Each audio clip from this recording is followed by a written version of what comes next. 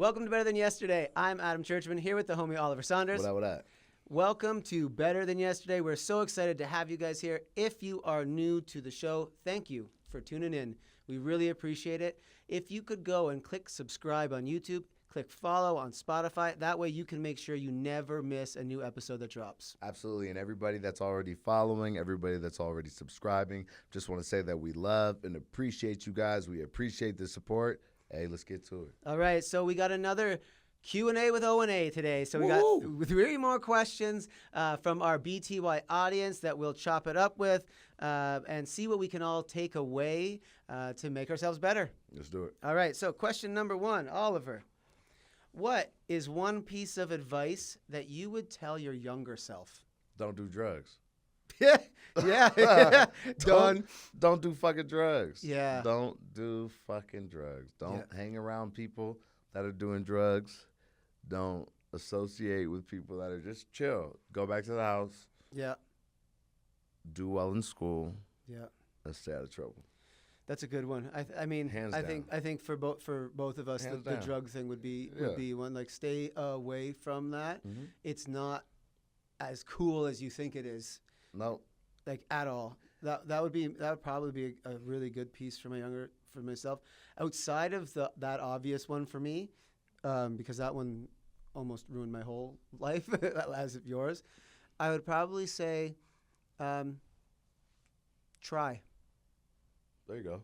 Just try.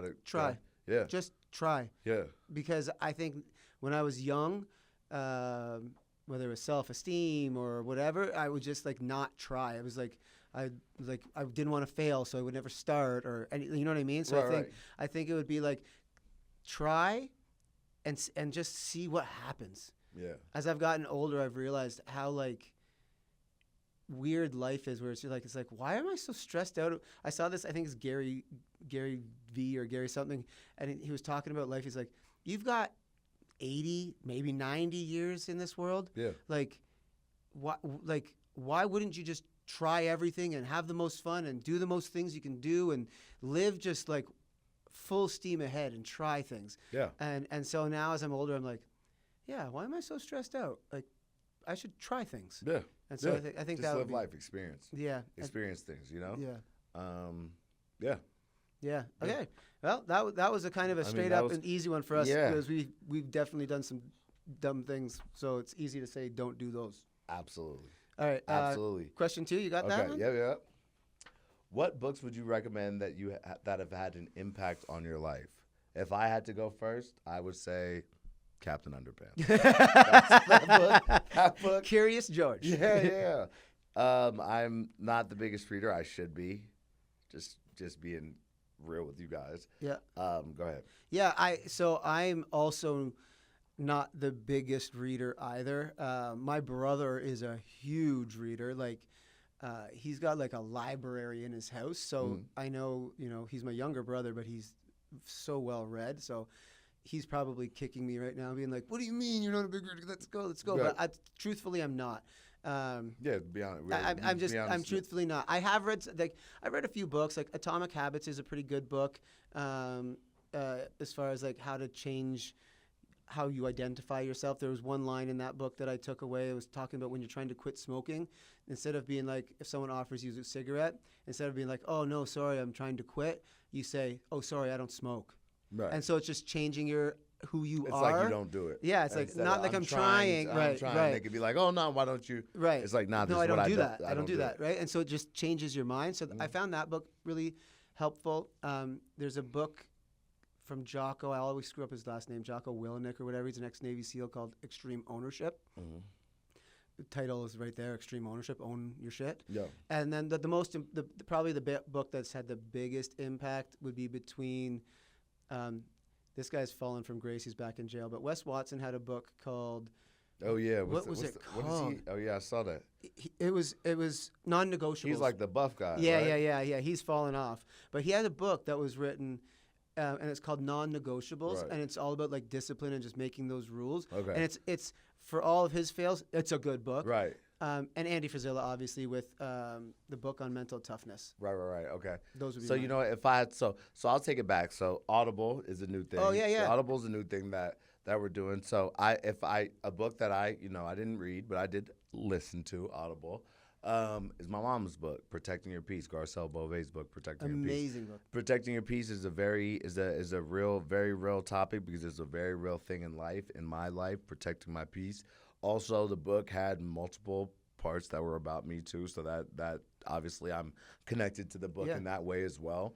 But it's funny because you brought up a good point that it's not only like you hear about my mom's story in the book and things that she went through, but there's also, if you really listen to the book, you can apply different things in the book to your own self, to your own life, and sort of see where you are and check in with yourself. The thing that I also love about Audible that I have to mention is that you really feel connected with the author. Right. Because you hear them reading the book, you hear their emotions, their laughs, their ups and downs, as opposed to when you're just reading a book yourself. Right. It's your own voice. Correct. There. Yeah. So Audible, Protecting My Peace, that would be the book I recommend. Dude, I mean, but what you're saying there is so good because you're right. First of all, nowadays life is super, super busy. And I mean, we're a podcast. How many people I know for a fact that we have people who will listen on Spotify while they're driving, right? For sure. So, some people will watch on their computer, their TV with the YouTube, but it's making the most of your time in a busy life, right? Like, so maybe, you're a family of 6, I'm working crazy hours, whatever. Maybe I don't have the time to sit down and read a book. Right. But I do have an hour in the drive, morning, an hour on the way home. A commute, hour that I choose to work out, an hour that I lay in bed at the end of the night and sort of just decompress. What are you feeding yourself in those moments? And the cool thing about things like Audible books is that you're now taking a time in your day that was maybe not productive, stuck in traffic is not productive, and you're turning it into productivity. Which is beautiful. Which is beautiful. And your mom's book, I'll give it a plug because I did listen to it on my drive to work. Yeah. And I think I messaged her one of the days that I was listening. I listened to it over the course of a couple days. Yeah. And I was like, I had to stop and take notes because it's her story and your story to a degree, but it's also so applicable. Right. And I'm like, ooh, that is a good takeaway. Right. Which I think if we really think about, the benefits of reading, yes, there are tons from your vocabulary, all that stuff. Yeah. But what really I think the benefit of reading is learning. Yeah. You're learning. Yeah. And it's 2026, and there are tons of ways now that we can learn. Right. And you know what? The one thing that I would have to say is cool for like old school reading is I would think that you could use your imagination for some things. Right. Which is cool because like for kids, yes, like it's great to have an imagination. It's great to be able to think outside of the box, so you're not just stuck doing those. But there's a pro to everything. I mean, and that's a good point too. I like, a lot of people. I only have ever really read for like knowledge, like self-helpy stuff. Yeah. But a lot of people who love reading, they'll tell you they like reading the books more than they like the movies, right? And I think probably it's because of their imagination. That's so true. That's so true. People will be like, "Oh, the movie was cool, but the book was better." Right, because you made it up. Right. Yeah. You're like, yeah. So that's a good point. So that's probably true. Yeah, I'm not naturally the biggest. Next time, and you know what? Next time we have a conversation about books, I'm gonna put this on the record. I will have read a book. I will have read a new book. I'm gonna put that out there. Okay. You tell me what book, and I'll read it too. All right, bet.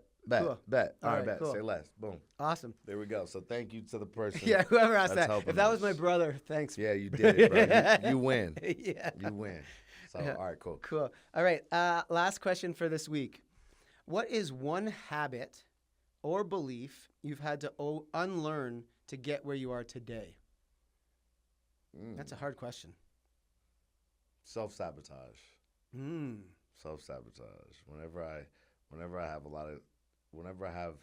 Whenever in the past I've had a lot of good things happen to me without even realizing it, I used to think that I didn't deserve it. I'll tell you one of the craziest things. When I got a car, I used to have dreams that I would lose my car or like it would be gone. You know what I mean? Right. And I'd wake up tripping. Like, fuck, like I just got it. Like, and then I'd wake up and like nightmares, bro, like nightmares. Because you didn't feel like worthy, I didn't feel like I deserved it. I didn't have a car for so long. Like, it was just like I loved it so much because I didn't have one for the long. You know what I mean? And Right. So I finally got, and I'm telling you, bro, I used to have nightmares, and I can't tell you when they stopped. I guess I've came to the point where like I've been like, okay, now I deserve this, or now I'm worthy You've of earned this, it, or yeah. now I feel like you know. But yeah, I don't know. Self-sabotage is Self-sabotage. it's a good one. I think a Self-sab. lot of people. I forgot where I was going with that. So thank you. Yeah. I blinked out. But yeah, self-sabotage is a thing. I used to. My mom. This is another thing. My mom used to tell me every time before I had Christmas vacation, summer vacation, whenever I had like a long break that I was looking forward to, I would damn near always, bro. You can ask my mom next time you see her. Damn near always, I would do some shit like a day before, a day or two before, and I'd be grounded the whole time. Right. I don't know why, bro. Just some stupid. Like, I get too fucking excited about, and then just go do something so stupid. Yeah. You know what I mean? Like, I was looking forward. I was so happy about something, and I would just ruin it. I don't know if I didn't think that I deserved the happiness or what. I don't know what the fuck it was. Right. But self-sabotage was something that I struggled with for the longest time, and I had to literally tell myself like, "Yo, you deserve this," Yeah. or "Yo, you are taking yourself down. You're a dude at it." You know what I mean? Self-sabotage is real, man. When you said that, I'm like, whew, that's a heavy one, and it's something that I think a lot of people do. Yeah. Like I can think of people off the top of my head, especially people who are like, maybe there's mental health isn't great, or they're struggling, or sure. they're whatever. I'm like, and self-sabotage becomes like the narrative of their whole life. Well, you know what? It's harder to fuck something up for somebody else. Yeah. Yeah. You're gonna fuck something up for anybody. It's gonna be for you. For anybody, you're gonna fuck it up for yourself. Yeah. If I can ruin your day. I can ruin my life. Right. You know what I'm saying? Like if I'm fucking with somebody that I don't fuck with, at the end of the day, I'll be like, I could walk away. Right. I'm not dealing with this. I don't want a part of this. I'm out of here. I'm going that way. You go that way, I'm going that way. Right. You can dip on them. You can't walk away from yourself. If you're like I'm gonna fuck something up today, I'm having a shitty ass day. I remember one time I was watching maybe Cops or First 48, maybe it's First 48, and this kid was like, my life is so fucked up, and I'm just so fucked up, and things are so bad. He's like, the first thing I do when I wake up is I just want to cause that for somebody else. And Hurt people. Isn't that crazy? And it's like, damn, bro. And you know what I mean? And that's just the situation of like where, Yeah. But it's like, yeah, like you said, hurt people, help people that feel good about themselves, want to help people. Yeah. Yeah. So have you found that as you got healthier, your self-sabotage has gotten better? Oh, for sure. Yeah. For sure. And then also as I've gotten healthier, I also realized that there's things, a lifestyle that I'm accustomed to living to. There's things that I'm not willing to risk. Right. I'm not willing to risk stuff. Yep. To ruin what I have going on. You know what I mean? I'm not willing to risk to see if something might be better or something might be greener on the other side. I'm not willing to risk it. It's like not that. Worth it. What's the thing? I've seen a lot of it recently. Yeah. Where it's like, if you could put your problems in a hat with all the other problems in the world, would you risk it by putting your hand in and just grabbing one, or do you keep your problems? It's like, right. I'm gonna keep. You mine. might grab some other shit that you didn't even know of. Right, You're like, way worse. Yeah. Right. You know, What's your thing? What would you?